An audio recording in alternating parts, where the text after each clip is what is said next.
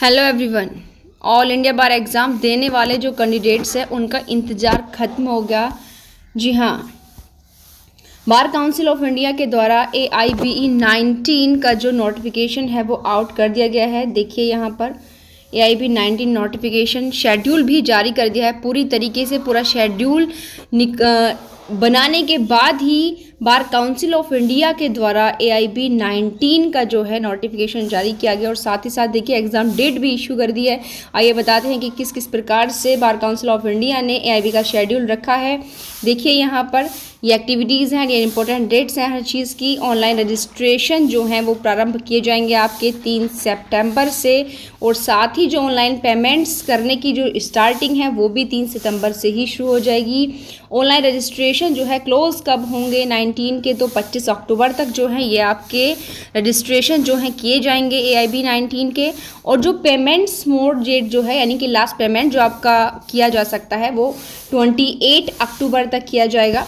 उसके बाद आते हैं कि करेक्शन अगर किसी को अपने रजिस्ट्रेशन में कराना हो, रजिस्ट्रेशन फॉर्म में अगर करेक्शन कराना हो, किसी कोई गलती हो गई है तो 30 अक्टूबर 2024 तक का टाइम उसको दिया जा रहा है। देखिए 30 अक्टूबर तक कोई भी करेक्शन करा सकते हैं, उसके बाद नहीं होगा। उसके बाद देखिए यहाँ पर बार काउंसिल ऑफ इंडिया ने जो है online release of admit cards यानी कि एडमिट कार्ड कब रिलीज़ किए जाएंगे ये भी डेट जो है साथ ही साथ निकाल दी। Period of online release of admit cards for candidates जो है 18 नवंबर 2024 को जो है एडमिट कार्ड रिलीज़ हो जाएंगे। और डेट ऑफ एग्जामिनेशन जो है वो है 24 नवंबर। जी हाँ, 24 नवंबर को जो है एग्ज़ाम हेल्ड होने वाला है। किसका? AIBE 19 का। तो कमर कस लीजिएगा, ज़्यादा वक्त जो है नहीं मिलने वाला है। सब चीज़ें बहुत ही स्पीड के साथ होंगी, इसलिए टाइम नहीं है कि सोचे कि हाँ प्रिपरेशन करेंगे।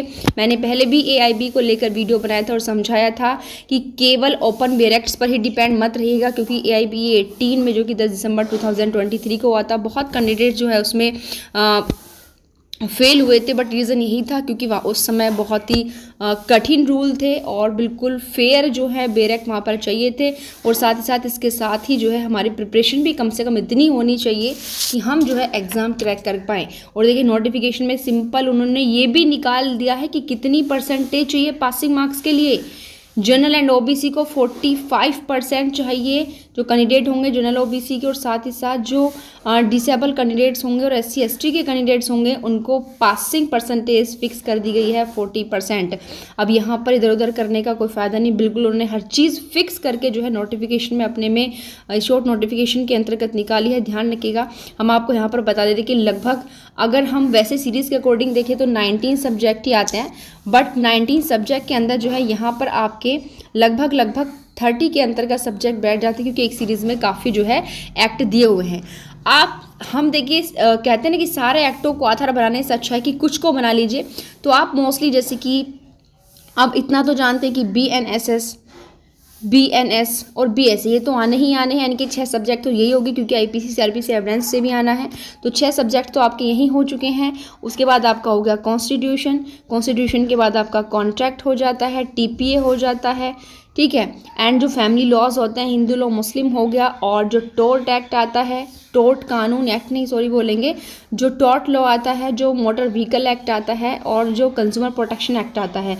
ये लगभग आप कम से कम जो 15 एक्ट हैं इनको अच्छे से अगर प्रिपरेशन कर लेंगे तो इतना वेटेज आप ले जाएंगे जितना कि वहाँ पर होना चाहिए। और साथ साथ आप जानते हैं कि AIB में प्रैक्टिकली क्वेश्चंस बहुत पूछे जाते हैं, ठीक है, मोस्टली। और साथ ही साथ जो केसेस है उनका भी रेशियो बहुत ज़्यादा होता है। तो अब इंतज़ार करने का कोई फ़ायदा नहीं है, रुकने का कोई फ़ायदा नहीं है। लग जाइए AIBE 19 की प्रिपरेशन, यदि आप इस बार क्रैक करना चाहते हैं।